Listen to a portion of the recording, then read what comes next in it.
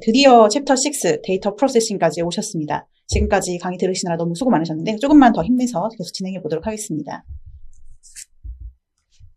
이번 챕터에서는 데이터 구조 및 전처리 과정에 대해서 배워보도록 하겠습니다. 저희가 지난 시간에 설문지 작성까지 배웠었는데 설문지가 완성이 되고 그 다음에 이제 데이터 수집, 즉 실사 과정이 끝난 다음에 우리가 이제 데이터를 얻게 되잖아요. 그 이후에 진행되는 작업들에 대해서 배워보도록 하겠습니다. 보통 결과 데이터 같은 경우에 각종 자료의 분석 처리 과정은 SPSS 등의 통계 패키지 또는 뭐 R이나 파이썬 요새는 이런 분석 툴을 통해서 많이 진행을 하시게 되는데 저희가 이제 보통 리서치를 하시게 되면 리서치 회사에 의뢰하시기 때문에 직접 데이터 분석을 하실 일이 많지 않을 수 있겠지만, 여기서 어떤 과정을 통해서 우리가 진행된다라는 거를 알고 있으면 더 좋으실 것 같고, 혹시나 또 직접 진행하시는 경우도 있을 수 있어서 데이터가 어떻게 이제 수집된 후에 정리가 되고, 그 다음에 분석 준비가 되는지를 함께 배워보도록 하겠습니다. 저희 오픈서베이 같은 경우에는 데이터 분석이 용이한 자동화 기술 솔루션을 제공하고 있어서 그 부분도 이따가 잠시 좀 보여드리도록 하겠습니다. 네, 저희가 이제 전처리 과정을 시작함에 앞서서 원자료, 즉 로데이터의 구조에 대한 이해를 해보도록 하겠습니다. 열심히 만든 설문지를 통해서 응답자로부터 데이터를 수집했습니다. 아까 말씀드렸던 대로 데이터를 이렇게 수집하는 과정을 실사 또는 필드워크라고 부르는데요. 이 과정을 마치게 되면 이제 데이터가 들어오게 되는 거죠. 저희가 만약에 설문지를 진행을 했다고 하면 설문지에 이제 응답자들이 응답을 했을 거예요. 그리고 온라인 조사를 했다고 하면 이제 응답이 들어오는 거죠. 그래서 이런 설문지의 응답이 데이터가 되는 과정들을 좀 확인해 보도록 하겠습니다. 설문지의 응답이 데이터가 되기까지. 저희가 이제 설문지를 받았어요. 지금은 좀 설문지라는 우리 오프라인 조사의 설문지라는 거 기준으로 조금 얘기를 해볼게요. 왜냐하면 온라인이나 모바일 같은 경우에는 그냥 응답 자체가 이제 데이터가 되기 때문에 시스템에서 자동적으로 데이터화가 되기 때문에 그것보다 조금 더 우리 이전 버전으로 오프라인 조사에서 데이터가 들어왔을 때 이걸 어떻게 입력을 하고 처리를 하는지를 좀 배워보면서 그 전체적인 프로세스를 이해해 보도록 하는 게 좋을 것 같습니다. 자, 설문지가 이제 수집이 됐어요. 그러면 그 데이터를 펀칭을 하게 됩니다. 데이터 펀칭이라는 거는 이제 데이터가 설문지가 있으면 그걸 데이터화를 시키는 거예요. 그래서 데이터 형태로 입력하는 과정, 이걸 펀칭이라고 부릅니다. 조사 회사에서는 전문 펀처분이 계셔서 펀칭 전문 프로그램을 통해서 이제 데이터를 입력하게 되고요. 만약에 조사 회사를 통하지 않고 내가 직접 설문지를 받았다라고 하시면 엑셀에 저희 입력하시는 게 가장 쉽습니다. 이후에 분석하시기도 좋고 데이터 정리하기도 가장 편한 툴이에요. 아까 말씀드린 것처럼 온라인이나 모바일의 경우에 설문의 응답이 곧 펀칭이 되는 거기 때문에요. 굳이 이 과정을 거치지 않으셔도 됩니다. 응답이 시스템 내에서 자동으로 정해진 로데이터 형태로 입력이 되는 것입니다. 네, 예시를 좀 볼게요. 설문지가 보이시죠? ID 1이라고 저희가 이제 설문지가 뭐 예를 들어 100개를 수집한다고 하면 설문지가 ID 1부터 이제 100개까지 쌓이게 될 텐데 이 응답자 1번의 설문지를 좀 보겠습니다. 네. 성별, 연령, 학력, 신장, 몸무게, 이제 흡연 상태, 뭐 규칙적인 운동을 하고 있는지, 현재 직장의 근속 기간이 얼마나 되는지, 급이 무엇인지, 고용 형태는 무엇인지 이런 걸 좀 질문을 했네요. 이렇게 설문으로 받은 거를 옆에 이제 오른쪽에 보시면 이 데이터화한 걸 보실 수 있습니다. 이 사람은 아이디 1번이기 때문에 제일 상단에 즉 그 변수가 있는 변수명이 있는 아래칸 두 번째 행을 보시면 되는데 아이디 1번 이 사람이 남자기 때문에 Q1에는 1이 입력이 됐고요. Q2에는 연령이잖아요. 32 이 숫자를 입력하게 됩니다. Q3에 이제 대학교 졸업 이상이라고 2번을 찍으셨어요. 그래서 2라는 숫자로 입력을 했고요. 이런 식으로 모든 응답들을 이렇게 데이터화하는 겁니다. 만약에 직접 조사를 하셔가지고 엑셀에 펀칭을 하신다면 좀 고려해야 되는 사항들이 다음과 같이 있습니다. 저희가 아까 앞에서 보셨던 것처럼 행은 응답자 기준, 열은 질문 항목 기준으로 진행된다고 보시면 됩니다. 첫 번째 행에는 변수명을 입력해요. 아까 보셨죠? Q1, Q2 이런 변수명들을 쭉 입력을 하고요. 그 이제 두 번째 행부터 ID, 즉 응답자별로의 그 답변을 입력하게 되는 겁니다. 변수명은 가급적 질문 문항의 번호를 뭐 Q1, Q2 혹은 뭐 A1, A2 이런 식으로 이제 문자와 숫자를 조합한 형태의 간단한 그 변수명으로 입력을 해주시면 됩니다.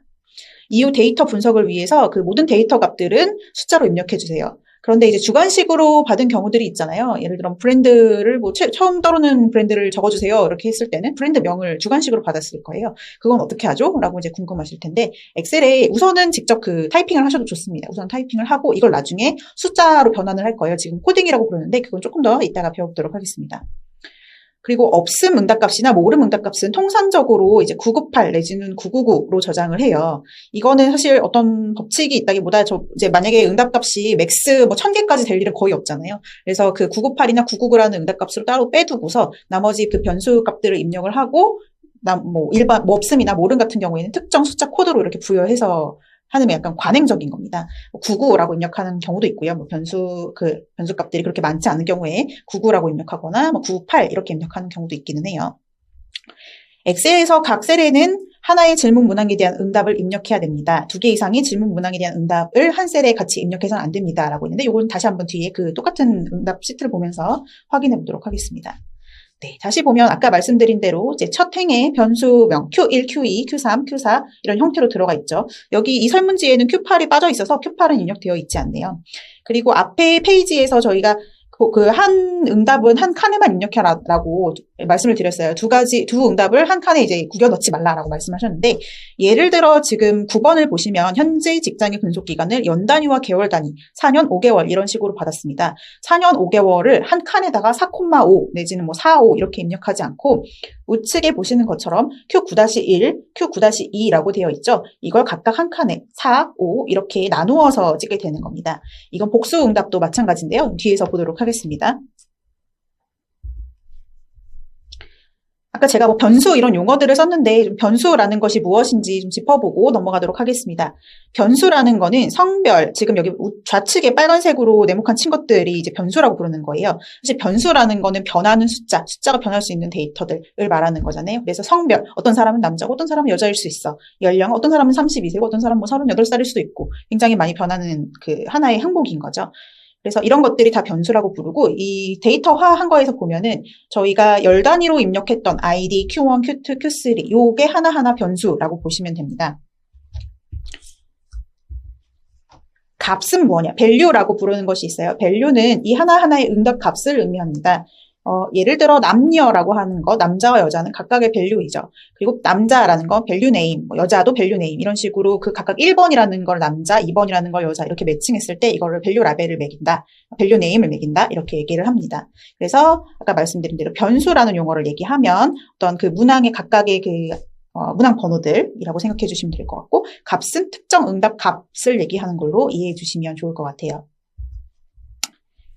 아까 잠시 이제 주관식 응답값을 숫자로 변환한다라는 말씀을 드렸었는데, 그걸 코딩이라고 부릅니다. 뭐 코딩 내지는 주관식 코딩이라고 불러요. 코딩이라는 용어가 요새는 참 개발에서 쓰는 용어죠. 개발자들이 하는 코딩 이렇게 쓰는데, 데이터 저희 소비자 조사에서 코딩이라는 건 통상적으로 주관식 응답값을 숫자 데이터로 바꿔주는 과정을 의미합니다.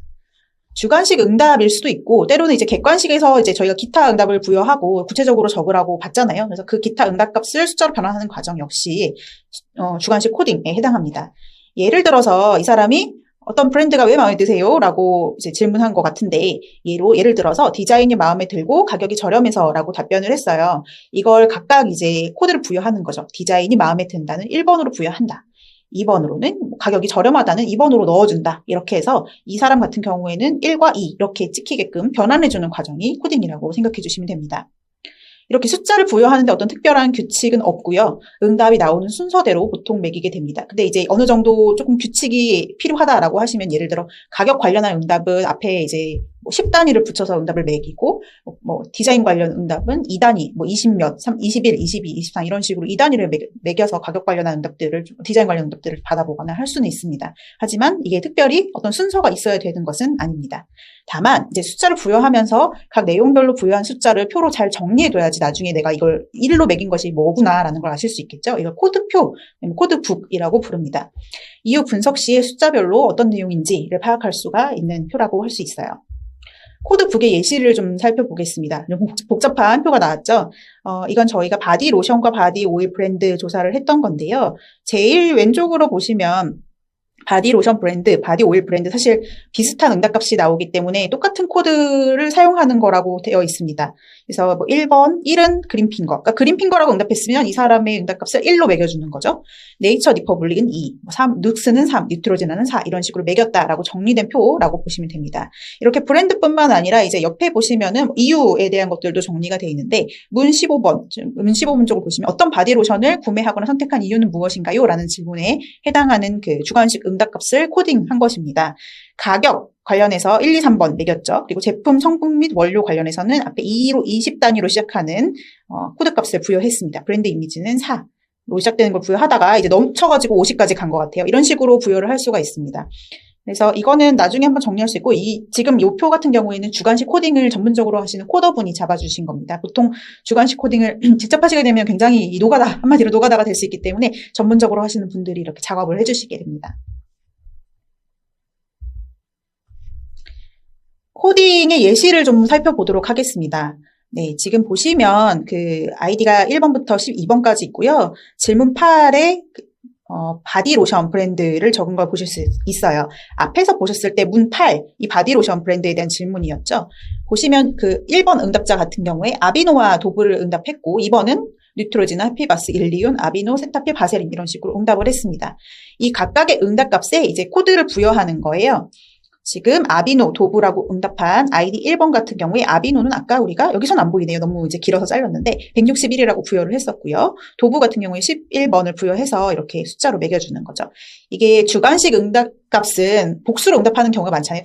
단순히 단답으로 응답하시는 경우도 있지만 대부분 복수로 이렇게 응답하시는 경우가 많아서 이게 보시는 것처럼 코드 1부터 5 내지는 더 많이 이렇게 부여를 해서 하나하나의 코드 값을 쭉 이어서 정리를 합니다. 이번의 경우에 지금 응답값이 6개가 들어왔는데 코드 5까지 되어 있는 거는 이제 제가 숨김 처리를 해서요. 여러분께 잘 보여드리기 위해서 숨김 처리를 해서 왔고요. 그리고 질문 15번을 보면 아까 그 어떤 로션 브랜드를 선택하거나 뭐 구매한 이유에 대한 거였죠. 여기도 마찬가지로 이제 코드를 부여하는데 1번 응답자의 응답을 보면 피부가 악건성이라 보습력 때문에 선택했다가 61번일 것 같아요. 코드 2에 61을 부여했고 좋다는 얘기를 많이 들었다. 222번에 이제 매겨줬습니다. 이런 식으로 정리가 되어 있고요.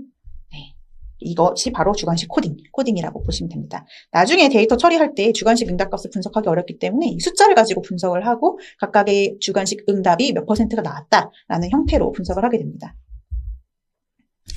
그러면 이제 실질적으로 저희가 앞에서 뭐 단수응답이나 복수응답이나 척도형이나 주관식 응답들, 그런 응답들을 저희가 어떻게 설문에서 작성하는지를 배웠었는데 그렇게 이제 들어온 응답들이 데이터 어떻게 형태로 쌓이는지 좀 배워보도록 하겠습니다.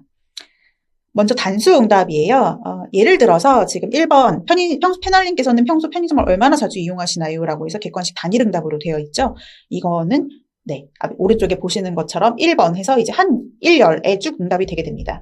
1번 응답자는 4번이라고 응답을 했으니 일주일에 1회 정도라고 답변을 하신 거고요. 2번 문항에 대해서는 2번, 즉 한 번 방문 시에 1,000원에서 2,000원 정도 지출한다라고 응답한 것을 알 수가 있습니다. 단일 응답은 굉장히 쉽죠. 그냥 이렇게 응답이 들어온 대로 쭉 입력을 하면 되는 거예요. 복수응답의 경우에는 아까 잠깐 보셨을 텐데 그 알고 있었던 편의점 브랜드를 모두 선택해 주세요와 같은 이런 복수형 응답의 오른쪽을 보시면 1번부터 8번까지 이렇게 쭉 되어 있습니다. 지금 보기가 최대 8개까지 있기 때문에 그 열 역시 8개까지 생성이 되어 있고요. 이 사람이 찍은 응답값에 1번을 응답했다고 하면 1이 찍혀 있고 그리고 2도 응답했다라고 하면 2도 찍혀 있고 3을 응답했다고 하면 3도 찍혀 있고 이제 그런 거죠. 그래서 1번 응답자를 보게 되면 GS25와 CU와 이마트24와 세븐일레븐과 미니스톱을 응답을 했고 그 이후에 365 플러스나 스토리웨이는 응답하지 않은 것을 우리가 알 수 있습니다. 그래서 이렇게 주관식 응답 같은 경우에는 이런 형태로 이제 보기 개수만큼 열을 생성해 두고 그 사람이 응답한 값에 체크를 해주는 방식으로 진행하게 되는데 이걸 저희가 유니크 코드 방식이라고 부릅니다. 이게 사실 복수 응답 같은 경우에는 입력하는 방식이 한 3가지 정도가 있어서 제가 그 뒤에 나머지 2개도 같이 소개를 드리도록 하겠습니다. 유니크 코드 방식이 아까 이제 열을 생성한 다음에 이제 해당하는 응답자 응답한 응답값을 다 이제 부여하는 방식이었는데 지금 왼쪽에 바이너리 코드 방식이라는 걸 보시면요. 아까는 1번 응답을 했으면 1111 이렇게 찍히고 2번 응답을 했으면 2라고 찍히는데 여기는 1010의 코드로 되어 있습니다. 즉 2번을 응답했으면 1, 안 했으면 0이라는 코드로 부여하는 형태를 의미합니다.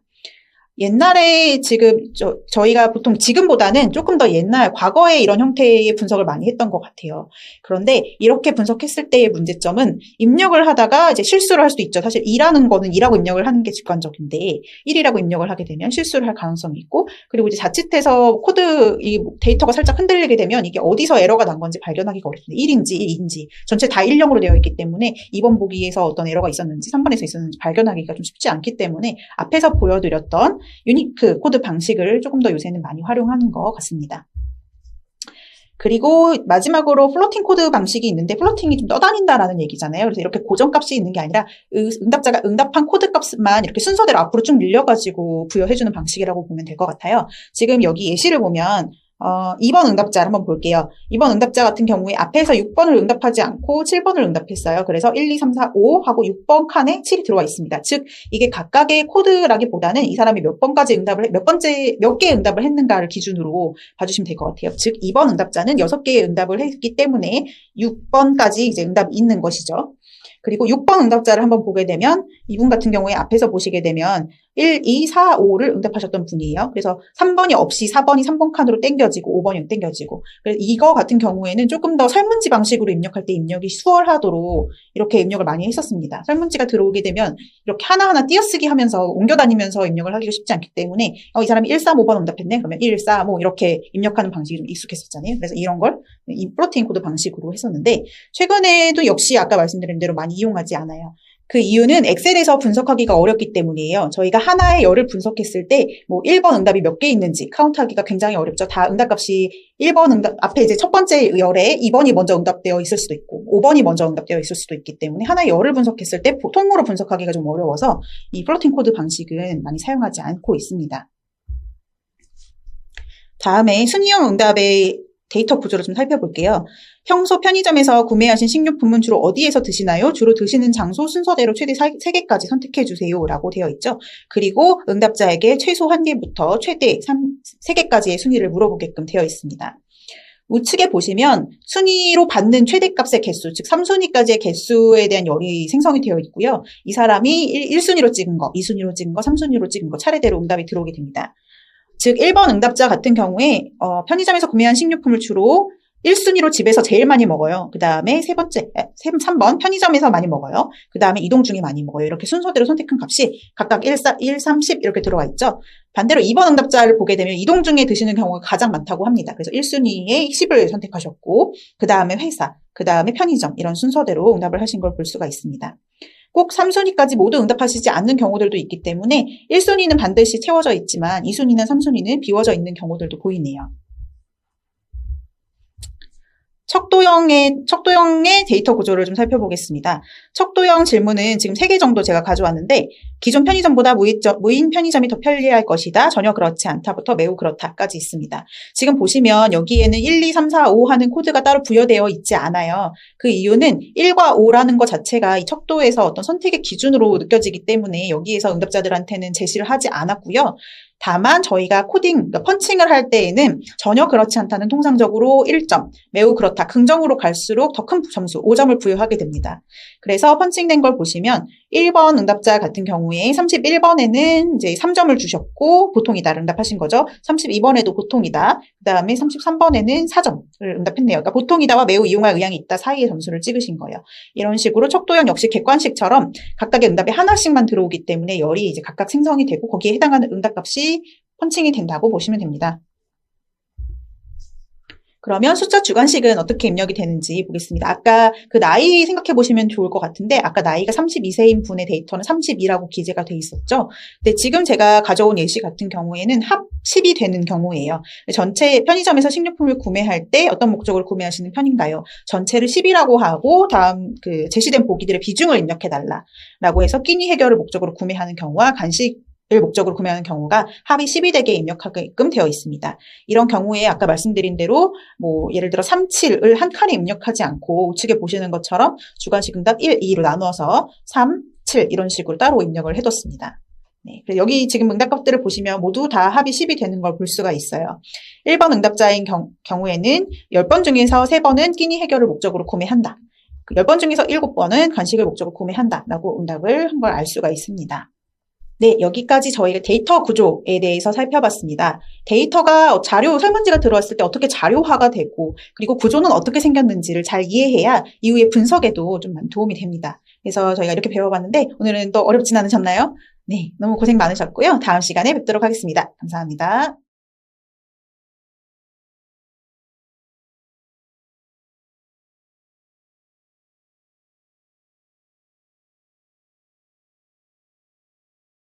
안녕하세요, 수강생 여러분. 지난 시간에는 저희가 데이터 입력과 전처리에 대해서 배워봤습니다. 이번 시간에는 데이터 에디팅과 클리닝이란 무엇인가에 대해서 배워보도록 하겠습니다.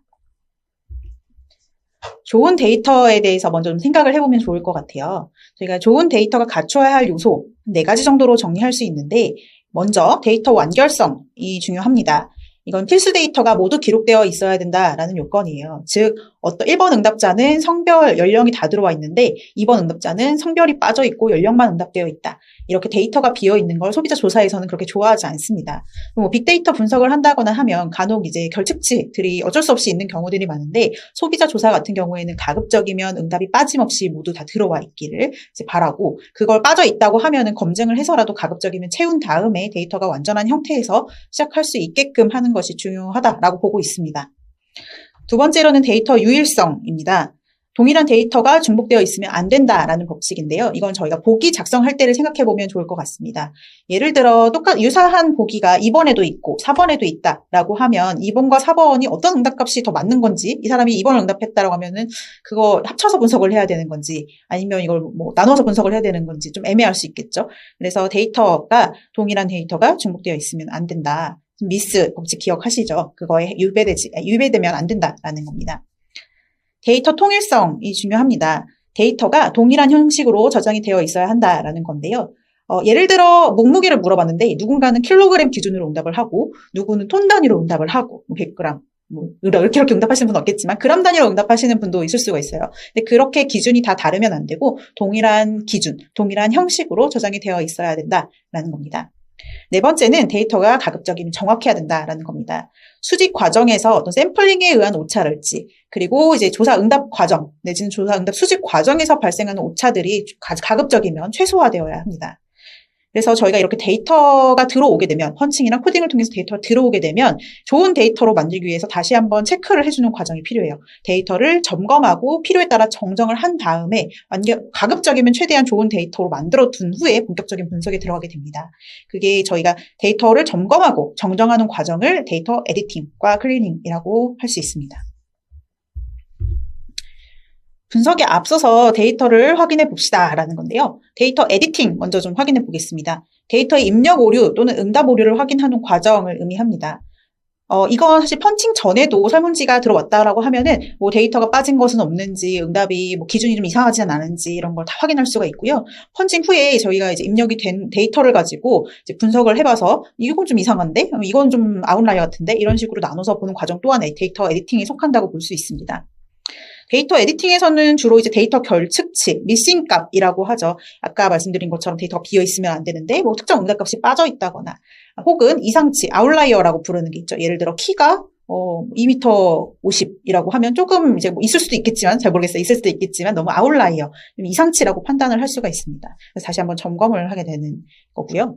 그리고 로직상의 오류가 있는지를 확인하게 됩니다. 예를 들어 앞에서는 분명히 이거에 대해서 좋다고 했는데 뒤에서는 딴소리를 한다거나 뭐 그런 경우도 당연히 있어요. 그래서 이런 오류들이 있는지 확인을 하고, 뭐 경우에 따라서는 면접원분들이 다시 한번 전화를 해서 체크를 한다거나 다시 방문을 한다거나 할 수도 있고, 아니면 뭐 모바일이나 온라인 조사 같은 경우에는 다시 한번 이제 설문을 보내가지고 이렇게 응답하신 게 맞나요? 라고 이제 검증하는 과정을 거칠 수도 있습니다. 쉽진 않지만 그런 과정을 할 수도 있어요. 그리고 데이터 에디팅에서는 입력된 데이터의 베이스, 즉 각 문항별로의 응답자 수가 어떤지를 잘 확인합니다. 예를 들어 A 브랜드를 인지한 사람이 500명 중에 200명이었어요. 그래서 A 브랜드 인지자에게 어떻게 알게 되셨냐라고 묻게 되면 200명이 모두 다 응답을 해야 되는데 여기에 199개가 들어온 거예요. 그러면은 뭔가 미싱 값이 있었다라고 보게 되는 거죠. 그래서 가장 기초적인 빈도 분석을 통해서 베이스를 확인하여서 뭔가 빠진 응답이 있는 것 같다, 누군가가 응답을 안 한 것 같다, 이런 것들 위주로 확인을 하게 됩니다. 이렇게 에디팅을 보기 전에 에디팅을 볼 내용을 미리 좀 정리를 해두면 굉장히 수월해요. 그래서 조사회사에서는 연구원들이 에디팅 가이드라는 걸 작성을 해서 그 에디팅 팀에다가 전달을 합니다. 특히 오프라인 조사 시에 꼼꼼하게 작성이 필요하겠죠. 온라인 모바일 설문의 경우에는 설문 프로그래밍을 할 때 로직을 잘 설정을 하게 되면 그 응답값이 들어오지 않게, 오류가 있는 응답값이 들어오지 않게 하거나 그 응답을 하지 않고서는 다른 응답으로 넘어갈 수 없게 하거나 하는 것들이 로직으로 적용이 가능한데, 오프라인 조사는 면접원들이 응답을 하거나 아니면 자기 깁식으로 적게 되거나 이럴 경우에 뭐 빠뜨리거나 아니면 응답에 오류가 있거나 이런 가능성이 더 커지기 때문에 그 에디팅 가이드라는 게 작성이 좀 잘 되어 있어서 데이터를 잘 점검할 수 있게끔 저희가 준비를 해둬야 됩니다. 아까 말씀드린 대로 온라인 모바일 설문의 경우에는 대부분 로직이 있어서 많이들 생략을 하는데, 만약에 로직 설정이 좀 어렵다라고 하는 경우에는 염두에 두고서 에디팅 가이드를 작성을 하거나 이후에 에디팅을 보아야 됩니다. 예를 들어 상반된 질문에 동일하게 답변됐다라는 걸 사전에 로직으로 걸기 어려웠다면 나중에 이 문항 같은 경우에는 이제 크로스 체크를 좀 해봐서 이상한 응답이 없는지 확인을 하는 것이죠. 에디팅 가이드 예시를 좀 보도록 하겠습니다. 이건 그 면접원분들이 들고 나가는 설문지 형태, 개별 면접 조사의 에디팅 가이드입니다. 오래된 티가 나죠. 네, 보시면 TV 구입자 조사였어요. 그 각각의 설문지의 페이지가 가장 좌측에 적혀 있고, 그 다음에 문항, 뭐, 태1, 태2 이런 식으로 매겼네요. 아마 태도 문항 1 이렇게 매겨서 태1이라고 매긴 것 같은데, 그런 응답들에 따라서 에디팅 사항이 무엇인지를 정리해 둔 겁니다. 예를 들어, 태1번부터 태3번까지를 보게 되면 획일적인 응답이 나오면 안 된다. 지난 시간에 말씀드렸던 것처럼 뭐 444, 1111 이렇게 찍는 거 기둥 세운다라고 표현했는데, 기둥 세우면 안 돼. 이런 거 이렇게 써 있죠. 그리고 태도 경향이 비슷한지 체크한다. 예를 들어 지금 적어놓은 건 태2번에서 첨단 기능 중시라고 했는데 21번에서는 기본 기능만 있어도 돼 라고 이제 극단적으로 좀 반대에 저희가 생각할 수 있는 반대 응답값이라고 판단되는 경우에 다시 한번 체크를 한다든지, 뭐 데이터에서 이거를 뭐 삭제를 한다든지, 그러니까 데이터 자체를 정말 심하면 데이터 자체를 날리기도 하거든요. 그 A라는 응답자 자체를 날리기도 하는데 최악의 경우에는 그렇게 갈 수도 있습니다. 그리고 이제 페이지 6페이지에 보면 보호1이라고 되어 있는데, 보유 대수, 즉 뭐 예를 들어 TV를 2대를 집에 보유하고 있다고 하면 이걸 다 선택을 해야 되는 거였나 봐요. 그 각각 TV 1, TV 2에 대해서 다 응답을 해야 되는 거였는데, 혹시 TV 2에 대해서 빼먹지 않았는지 크로스 체크해달라, 이런 가이드들이 있는 거죠. 그 밑에 이제 93번 같은 경우에 방문 매장의 횟수가 방문 매장 군데보다 많아야 된다. 예를 들어 뭐 전자 매장을 3군데 방문했는데 몇 번 방문했냐라고 했으면 최소 3회 이상은 돼야 되는 거죠. 그걸 여기다 적어 놓은 겁니다. 이런 식으로 어떤 논리적으로 오류가 있을 가능성이 있는 것들을 잘 정리를 해두고, 그걸 데이터상에서 체크를 해서 논리적인 오류가 발생하지 않았는지, 뭐 결측체가 발생하지 않았는지를 확인하는 그런 가이드라고 생각해 주시면 좋을 것 같습니다.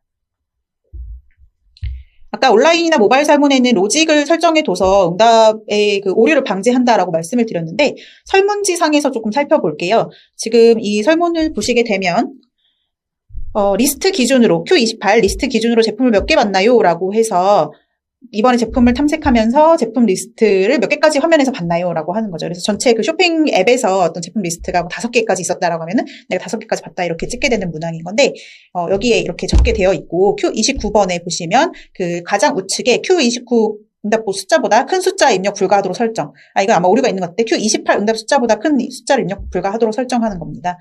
그래서 만약에 리스트 전체 본 거는 5개인데 실제로 클릭을 해서 제품을 본 게 뭐 6개다 이러면은 사실 어딘가에 오류가 있는 거잖아요. Q28에 더 많은데 잘못 적었거나 Q28에 더 적은데 더 큰 숫자를 적었거나 이런 거기 때문에 이걸 저희가 프로그래밍 상으로 이거보다는 적게 응답하도록 설정을 하도록 되어 있습니다. 그리고 이제 좌측에 그 로직이 되어 있는데, 저희가 베이스 응답자 로직을 설정을 했잖아요. 이게 아까 뭐 예를 들어 제품 리스트를 확인한 사람한테만 이 질문을 한다 이런 건데, 그 제품 리스트를 확인했는지 여부가 Q19번에 A11에 해당했나 봐요. 그래서 Q19, A11 이런 식으로 로직을 적어놓은 걸 보실 수가 있습니다. 설문지로 구현이 되게 되면 이제 이렇게 되는 건데, 이건 사실 여러분들은 굉장히 열심히 보지 않으셔도 돼요. 다만 이게 어떤 식으로 구현된다라는 걸 보여드리기 위해서 가져왔습니다. 아까 Q19에 A11 응답자만 Q29에 진입하도록 지금 제일 상단에 보면은 체크가 돼 있죠. 그리고 뭐 너무 말도 안 되게 한 번에 뭐 10,000개를 응답했다 이렇게 되면 이게 좀 불가능하잖아요. 그래서 이제 로직으로 최소 값부터 최대 999까지 지정을 해뒀네요. Q30번 같은 경우에 아까 Q29의 응답보다 좀 적어야 된다라는 것이 있는데, 이거는 지금 그 개발 용어로 프로그래밍 용어로 되어 있기 때문에 여러분들은 뭐 이걸 꼭 이제 배우셔야 되는 건 아니지만 어쨌든 이런 식으로 사전에 설정을 해둔다라는 개념만 이해하고 계시면 좋을 것 같습니다. 데이터 에디팅을 통해서 오류가 있는지 발견을 했어요. 그래서 제가 아까 말씀드린 게 뭐 데이터 결측치의 경우에는 전화를 해서 물어봐서 채운다거나 정말 심하면 데이터를 날린다거나 할 수 있다 이런 말씀을 드렸는데 그 데이터 에디팅을 통해서 확인한 오류를 정정하는 과정을 데이터 클리닝이라고 부릅니다. 클리닝, 청소한다라는 거죠. 깨끗하게 만드는 거예요. 데이터 에디팅을 통해 확인하는 오류를 정정하는 과정은 크게는 한 3개 정도로 볼 수가 있는데 불성실한 응답자 데이터를 아예 삭제, 날리는 경우가 있을 거고요. 그리고 명백한 로직상 에러는 교체 또는 결측값 처리를 하는 겁니다. 예를 들어 앞에서 1번 응답을 했는데 뒤에서 1번 응답이 나오면 안 되는데 나왔다라고 하면은 이건 그냥 날려주거나 아니면 뭐 결측값, 즉 날려준다는 결측값 처리하는 거거나 아니면은 1번 응답이 명백하게 2번이어야 되는데 잘못 찍은 것 같다라고 2번으로 교체를 해주거나 하는 과정입니다. 근데 데이터라는 게 사실 수집된 그대로 가급적이면 원자료 그대로 보존을 해야 되기 때문에 이렇게 데이터 뭐 보정을 하는 건 사실 어떻게 되면 마사지 한다고 표현하죠. 이건 문제가 될 수가 있거든요. 그렇기 때문에 꼭 기준이 명확해야 되고 그리고 이제 분석자 내지는 뭐 의뢰자에 함께 항상 협의해가지고 이렇게 대체를 하는 게 좋을까요?라는 게 기준이 딱 있어야 됩니다. 또 정해진 추정 원칙에 따라서 추정치를 삽입하는 경우들이 있는데 이게 결측치일 때 어떤 값을 가끔 이제 삽입을 해주는 경우가 있어요. 결측치일 때 분석에 문제가 생길 수가 있기 때문에 그 전체 응답자의 평균값으로 이 사람의 응답값을 넣어준다거나 그런 기준에 의해서 결측값을 대체 처리하는 경우들이 있습니다. 이런 과정들이 데이터 클리닝이라고 말씀드릴 수 있어요. 참고로 몇 가지 보여드리려고 가져왔는데 데이터 클리닝 기준을 한 3가지 정도 같이 보여드리도록 하겠습니다. 척도형 문항의 경우에 상반된 문항을 넣어서 동일한 패턴의 응답을 클리닝할 수 있습니다. 예를 들어 Q 4번 같은 경우에 고수익의 가능성으로 위험성이 높은 금융 상품을 살 의향이 있다. 라는 문항이 있고 그리고 돈을 빌리는 것은 언제나 위험하기 때문에 나는 내 소득에 맞춰 살아야 한다라는 문항이 있어요. 4번은 굉장히 그 리스크 테이킹 하는 성향의 분인 거고 5번은 반대의 분이에요. 근데 여기에 모두 다 높은 응답을 줬을 때에는 이게 상반된 문항이기 때문에 클리닝을 하는 기준이 될 수가 있습니다. 특히 뭐 모바일 조사나 온라인 조사의 경우에는 딱 인원수만큼의 데이터만 받는 게 아니라 저희가 버퍼라고 해서 조금 더 많은 인원의 데이터를 받아놔요. 그래서 일부의 이런 잘못된 응답값을 날려도 정말 정상적인 데이터로 다시 교체해서 채워놓을 수가 있기 때문에 클리닝을 아예 응답 그 기준을 클리닝하는 경우들이 많이 있습니다.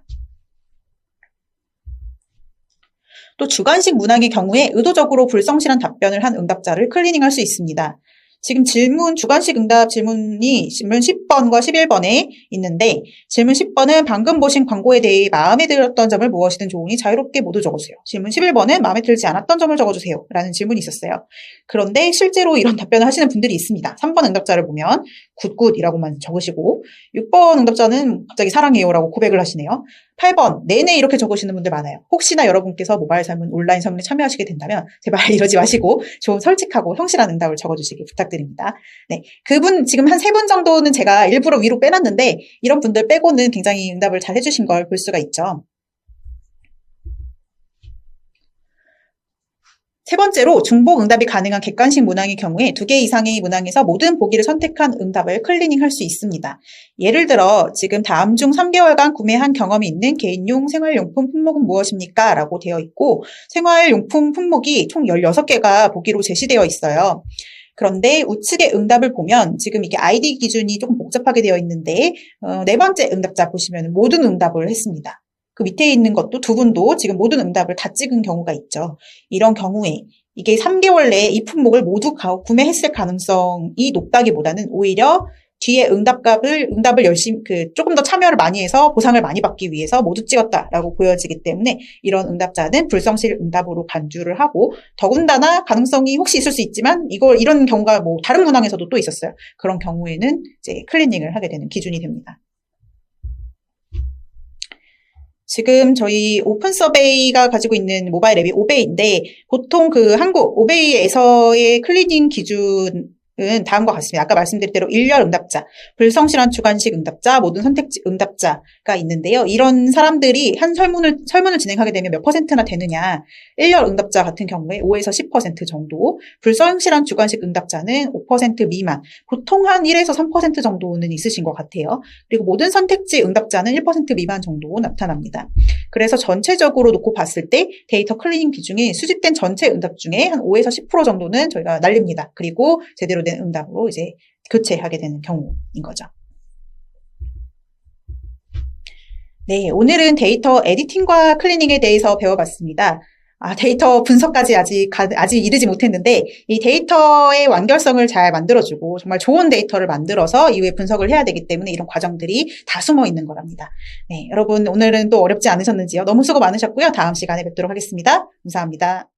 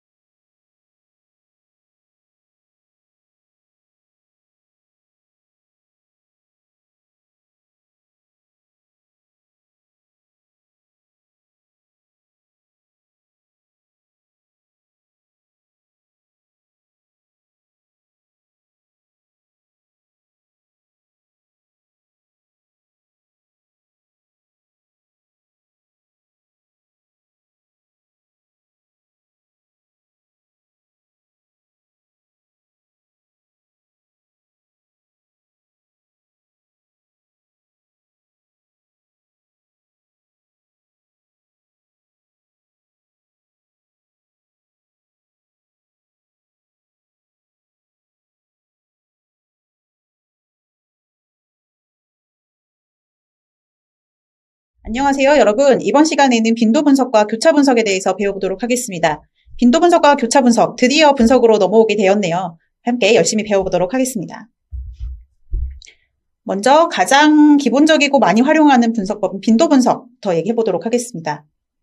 빈도 분석은 변수별 수집된 데이터의 빈도를 보여주는 겁니다.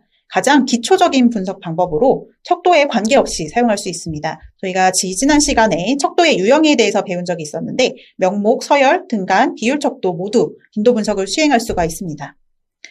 빈도나 비율, 즉 빈도, 카운트하는 거죠. 500명 중에서 200명이 이렇다, 300명이 이렇다라는 빈도뿐만 아니라 비율도 확인할 수 있고요. 30%, 20.5% 이런 식의 비율도 확인할 수 있고 또 평균, 표준 편차, 최빈값, 중위값, 최대값, 최소값까지 빈도 분석을 통해서 확인할 수가 있습니다.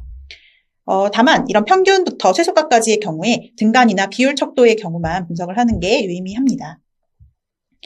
대부분 빈도 분석이나 교차 분석이나 어떤 분석이든 간에 리서치 회사에서는 SPSS 내지는 다른 통계 툴을 활용해서 분석을 하게 되기 때문에 여러분들이 직접 분석을 하실 일은 많지는 않을 것 같아요. 하지만 엑셀에서 분석을 하실 일은 많이 있을 것 같습니다.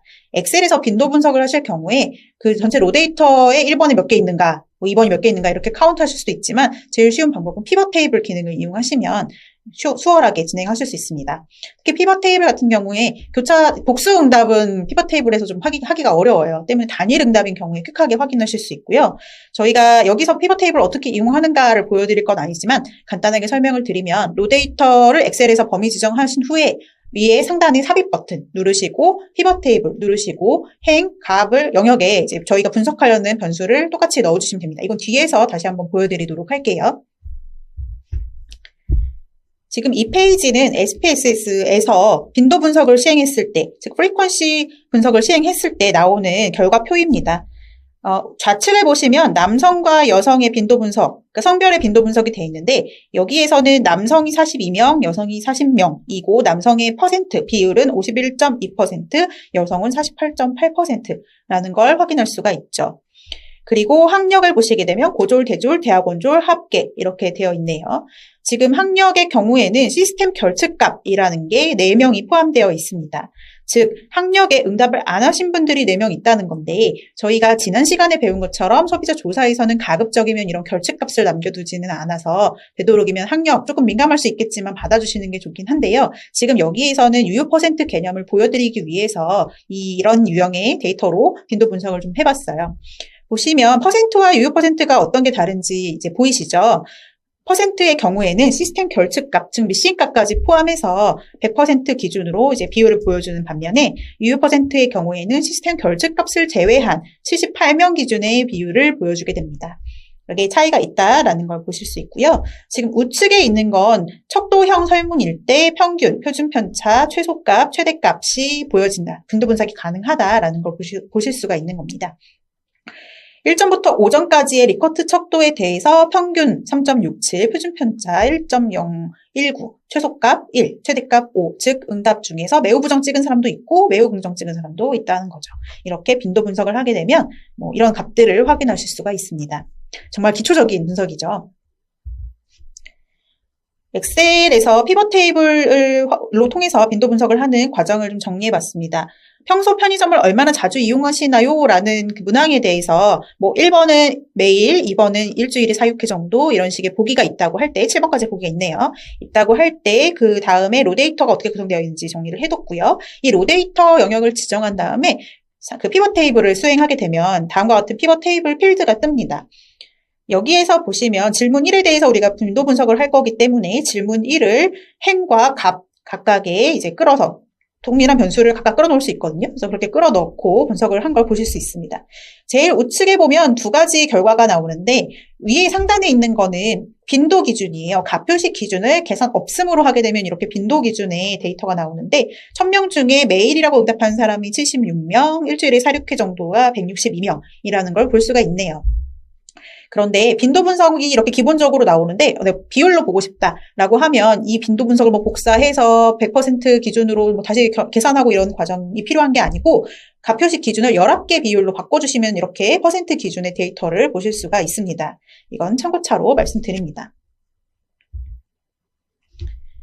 빈도 분석에 대해서 리서치 회사에서 받아보시게 되는 형태가 뭐 다음과 같이 있을 것 같은데 대부분 토탈값 기준으로 응답을 보게 되죠. 그리고 여기 보시면 비율, 좌측에 보시면은 빈도보다는 비율로 정리가 돼서 보여질 거예요. 대부분 비율 기준으로 저희가 많이 분석을 하기 때문에 비율 기준으로 이렇게 교차표를 드리게 되고, 그리고 우측에 보시면 이건 저희 오픈 서베이의 아웃풋 형태인데요. 웹 결과 페이지에서 기본적으로 이렇게 각 응답값에 대한 선택자의 그 빈도와 비율이 표시가 됩니다. 그래프도 같이 표시가 되어서 한눈에 어떤 응답이 많았다 적었다 이런 걸 보실 수가 있어요. 다음은 교차 분석입니다. 교차 분석이 사실 소비자 조사에서 가장 많이 활용하는 분석 방법인데요. 이게 변수 바이 변수 분석을 하는 거예요. 즉, 한 변수의 응답값과 다른 변수의 응답값을 이렇게 교차 분석하는 겁니다. 아래를 보시면 좀 이해가 수월하실 것 같은데, 지금 보시면 SPSS의 결과표 형태네요. 만족도, 매우 만족하지 못한다부터 매우 만족한다까지 이렇게 쭉 결과가 있고, 좌측에 보시면 성별로 어떻게 나오는지, 즉 남자와 여자 각각 만족도가 어떻게 나오는지 교차 분석을 하였습니다. 결과를 한번 볼까요? 사실 그 빈도보다는 그 퍼센트가 조금 더 해석이 쉽다라는 건 여기서 알 수가 있어요. 예를 들어 남자 같은 경우에 매우 만족하지 못한다라고 응답한 비율이 22.9%, 여성은 10.9%인데 여기서 보시면 남성이 거의 2배 가까이, 2배 가량의 비율이 매우 만족하지 못한다라고 응답한 걸 알 수가 있죠. 그런데 만약에 이걸 좀 그냥 빈도 기준으로 비교하게 되면 헷갈릴 수가 있습니다. 왜냐하면 남자와 여자의 그 베이스 수가 다를 수 있기 때문에 비율을 놓고 저희가 분석을 많이 하게 되는 거예요. 저희가 통계학적으로 들어가면 교차 분석을 카이스퀘어 분석이라고 하는데 소비자 조사에서는 그 유의미한 수치 기준으로 보기보다는 단순히 이렇게 교차 분석을 해서 비율 간에 얼마나 차이가 있는지를 가지고 분석을 하게 됩니다. 참고로 오픈 서베이 교차 분석 툴을 좀 보여드리는데요. 지금 보시면 아까 그 보여드렸던 편의점 이용 빈도에 대해서 교차 분석한 거예요. 이게 보시면 이제 좌측 여기 아래 분석 기준에는 뭐 빈도가 나와 있고요. 여기 그 열 부분에는 성별과 연령이 있는 걸 볼 수가 있습니다. 아까 앞에서 보여드렸던 SPSS 통계표 기준으로는 단순히 이제 행과 열이 좀 뒤바뀌어 있는데 보통은 이렇게 분석을 해요. 행에다가 내가 분석하고자 하는 변수를 넣고 열에다가 뭐 별로, 즉 성별로, 연령별로 어떻게 다른가 이걸 위에다가 놓습니다. 이게 저희 오픈 서베이 분석 툴을 통해서 조금 더 좀 생동감 있게 살펴보도록 하겠습니다.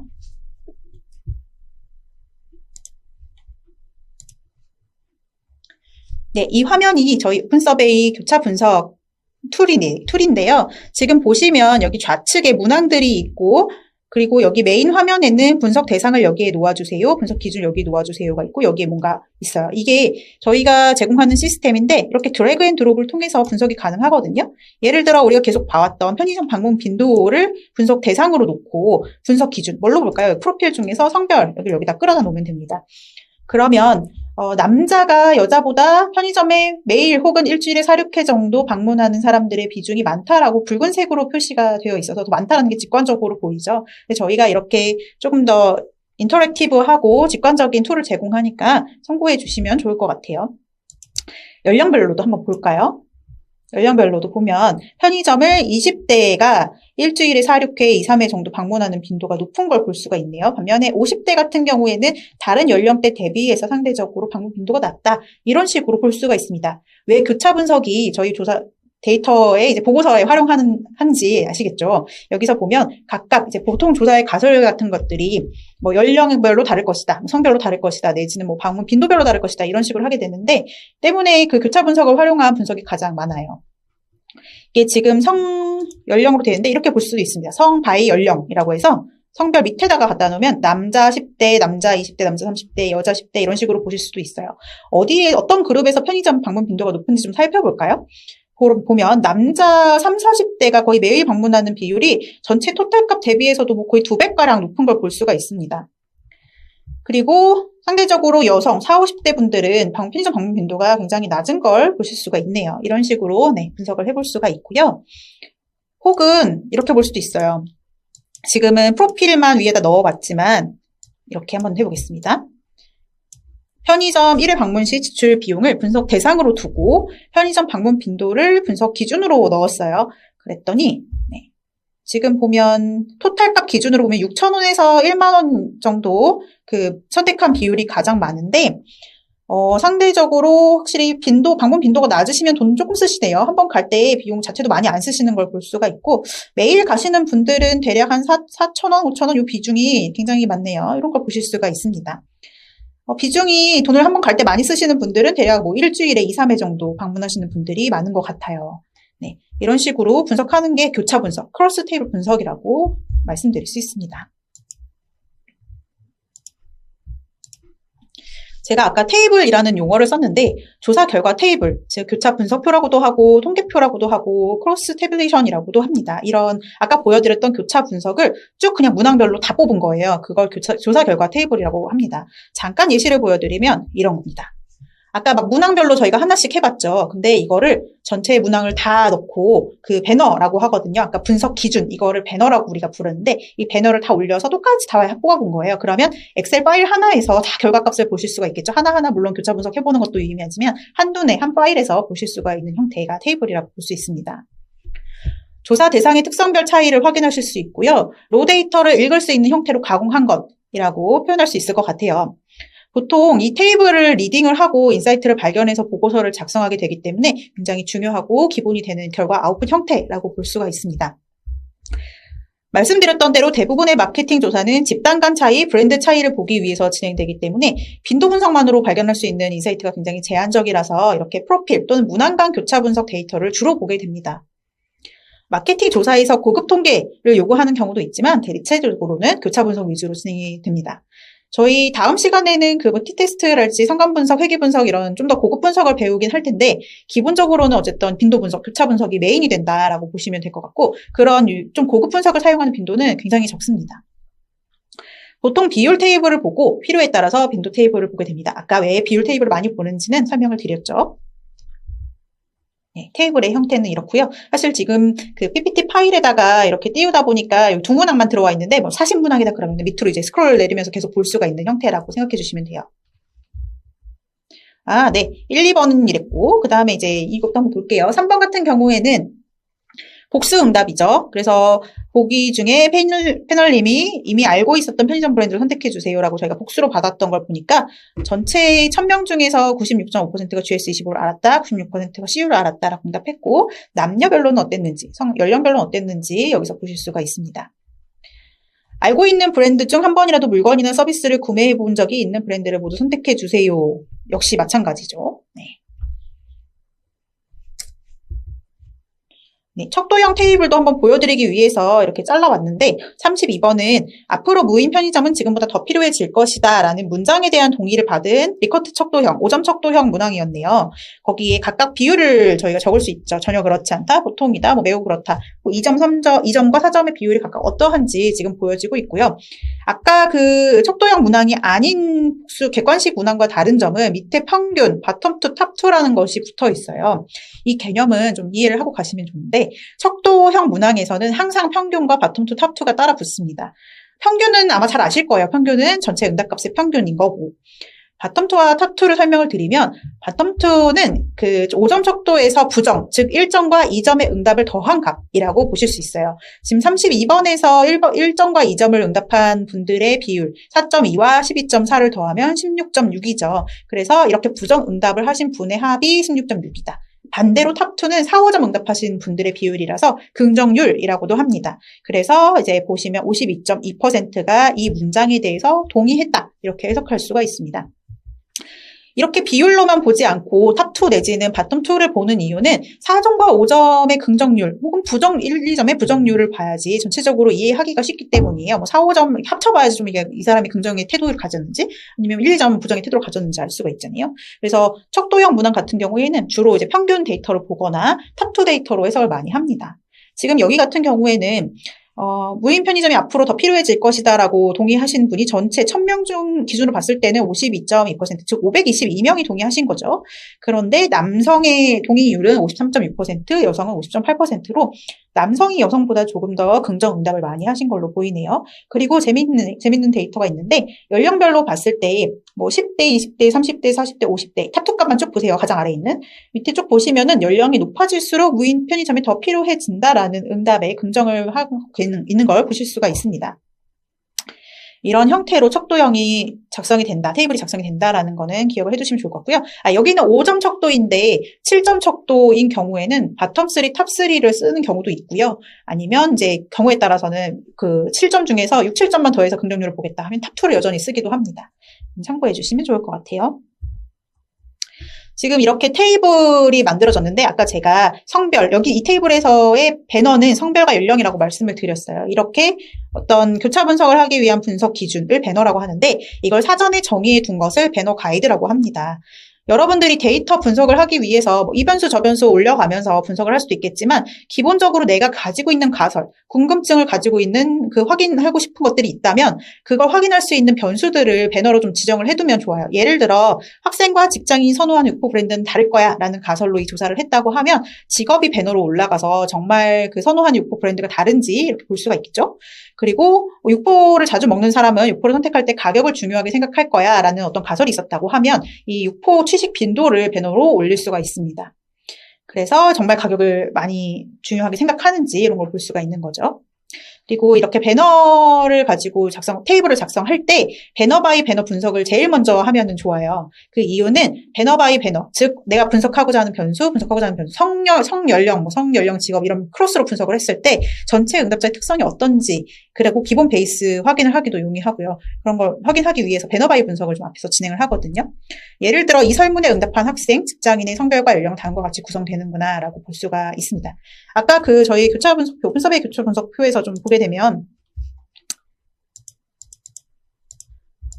만약에 내가 배너를 성, 연령, 그 다음에 뭐 지역, 직업 이렇게 놓고 보겠다. 이렇게 아예 좀 많이 몰려볼게요. 이렇게 배너를 놓고 모든 문항을 분석해 보겠다라고 하면 이 문항들을 이렇게 다 해서 보게 되는 게 이제 테이블인 거죠. 그런데 이거 전에 해보면 좋을 게 아까 똑같은 문항을 이렇게 넣어보는 거예요. 성별, 연령, 지역, 직업 이렇게 넣어보는 겁니다.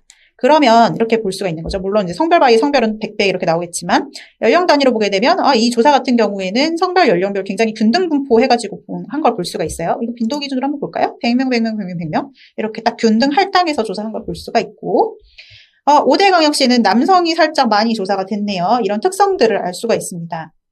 네, 직장인 같은 경우에 남자 비율이 좀 높고요. 뭐 이런 걸 볼 수가 있어요.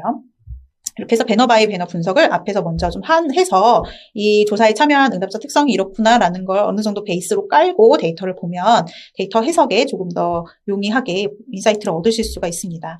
배너 가이드의 예시를 좀 보여드릴게요. 배너 가이드의 형태는 사실 좀 자유롭게 작성을 할 수는 있겠지만 예시로 보여드리게 되면 이런 거예요. 토탈 값, 성별, 남성 연령 나누겠다. 연령을 20대, 30대, 40대로 가져가겠다. 만약에 5세 단위로 가져간다면 뭐 20, 24, 뭐 25, 29 이런 식으로 갈 수 있겠죠. 근데 지금 여기 10대 단위로 묶였고요. 그리고 뭐 취식 빈도 여기 보면 헤비, 미디움, 라이트로 되어 있는데 보통 아까 우리 편의점 방문 빈도 보면은 되게 많은 그 보기들이 쭉 올라가다 보니까 해석이 좀 어려울 수 있잖아요. 그래서 좀 크게 3개로 묶어서 헤비, 미디움, 라이트 약간 비슷한 그 분포로 구성되게끔 묶어가지고 이렇게 데이터를 보는 경우들이 많습니다.